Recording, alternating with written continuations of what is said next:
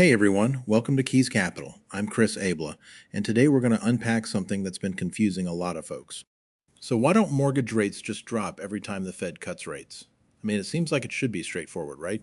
Well, it turns out it's not that simple. Let's break this down together, step by step. First off, when the Federal Reserve cuts the federal funds rate, they're messing with short term borrowing costs. Think overnight loans between banks. Now, that directly hits things like credit card rates or those variable home equity lines of credit, but mortgages, not so much.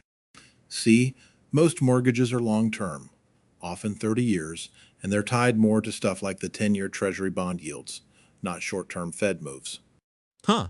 So even if the Fed slashes rates to spur the economy, mortgage rates might just sit there or, heck, even go up crazy, right? Let me paint a picture. Imagine the bond market as this giant mood ring for the economy.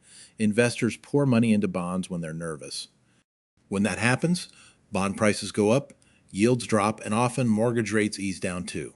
But it's not guaranteed. Here's the kicker. If the economy looks strong or inflation's creeping up, those yields can spike. Even with a Fed cut, it's wild. Shifting gears a bit, let's chat about how the market plays mind games with Fed moves. Investors are always trying to guess what's next. Seriously, if everyone expects a rate cut, bond yields might already dip before the Fed even says a word. So the cut itself, meh, no big impact. But wait, if a cut signals like, oh no, the economy's in trouble, investors might demand higher yields for risk. Mortgage rates could stall or climb. Man, it's like a chess game.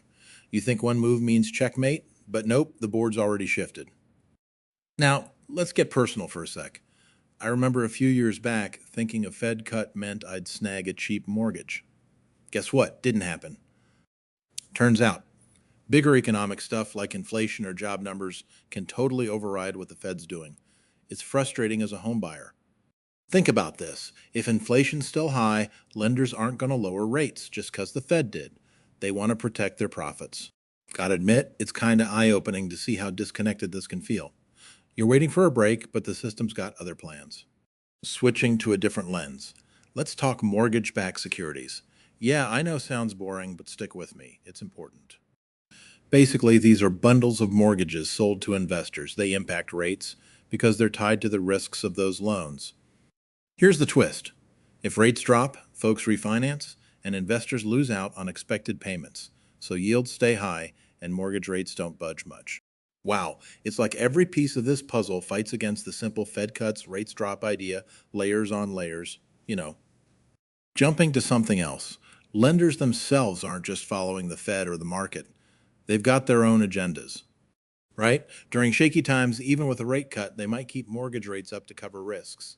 Defaults scare them, and I get that. Plus, your personal credit score or debt situation, that plays a huge role too. Not everyone gets the same deal, Fed cut or not. Dang. It's almost like you're playing a game where the rules keep changing, frustrating, but that's the reality for borrowers. Taking a lighter turn, ever notice how we all assume a Fed cut means instant savings? I've been guilty of that hype myself. Truth is, consumer expectations can mess with the market too. Everyone rushes to buy homes, demand spikes, and lenders. They don't always lower rates. Kind of funny. We think we're ahead of the game, but sometimes that rush just keeps rates stubborn. Talk about irony, right? Wrapping this up, it's clear the Fed's rate cuts don't have a straight line to cheaper mortgages.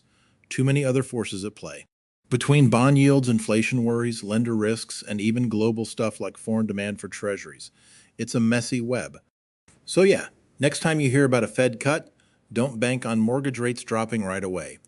It's a gamble, honestly. Thanks for hanging out with me on Keys Capital.